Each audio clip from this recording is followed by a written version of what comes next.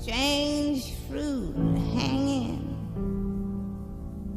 from the poplar trees, blood on the leaves.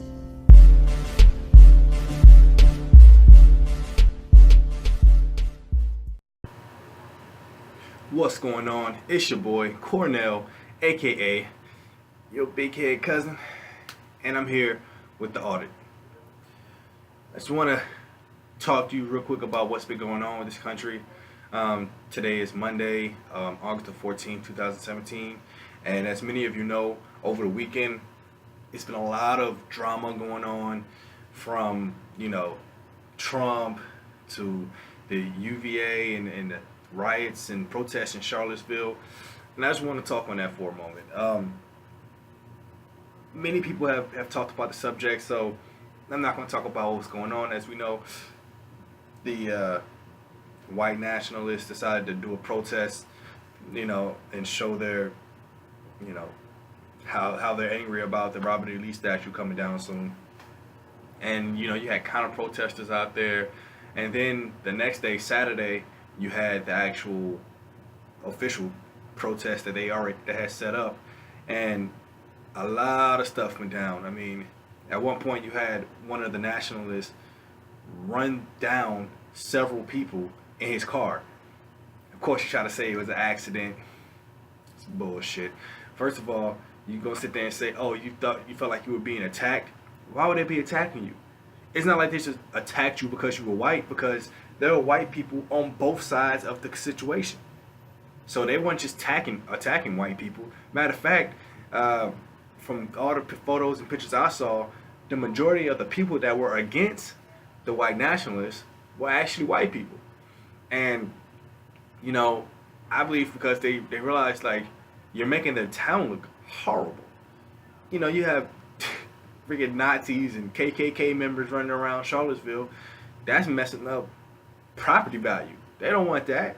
So they're trying to kick them out of there. So of course they were fighting back, and people got ran down. This one girl died, and it was crazy. But what I'm here to talk about is the fallout, not really fallout, but the effects of those situations happening.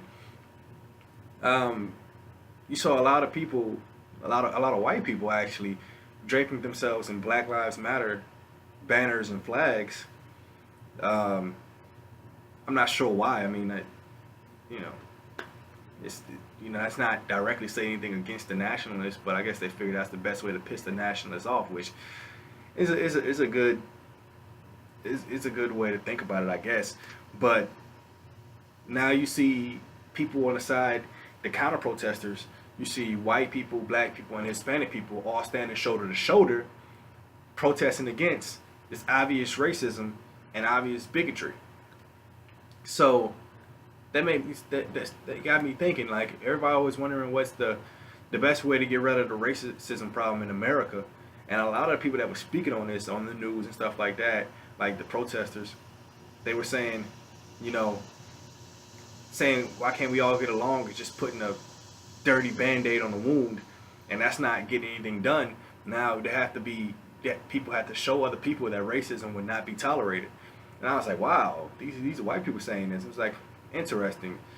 So I guess that's why I named this video, with a question: does bigotry breed unity? Because everybody knows racism exists in America. Everybody knows this. It's you can pretend that it doesn't, but come on, man. Of course it lives here.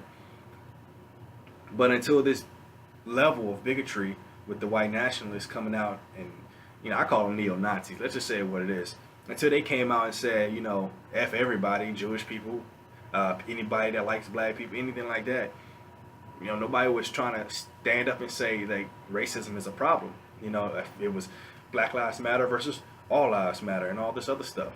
And then you have the nationalists coming out saying White Lives Matter, and that makes the people from All Lives Matter look crazy, because a lot of people think that they're against Black Lives Matter.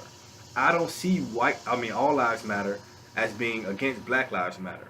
I see it as two totally different things.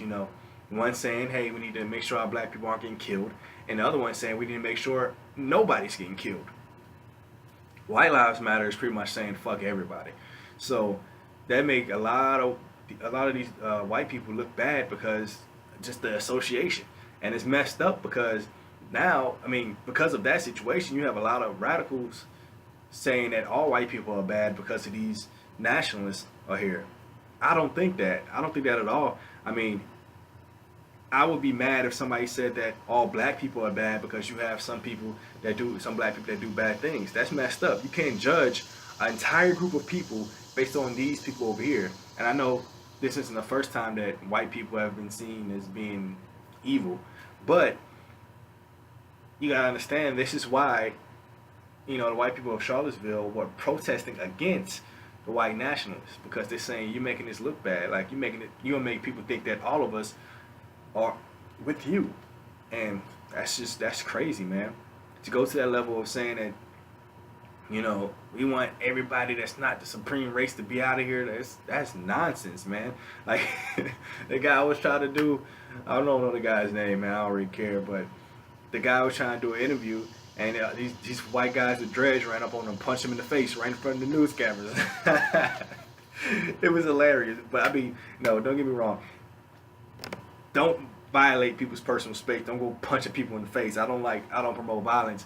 But that was hilarious. You doing all this hate speech, and somebody comes and punch you in the mouth, and you turn around, it's a white guy look just like you punching you in the face for saying that crazy stuff, and he got to run off. But that's just the question I want to pose to you guys, anybody that's watching this. Do you believe that this example of bigotry has promoted or even,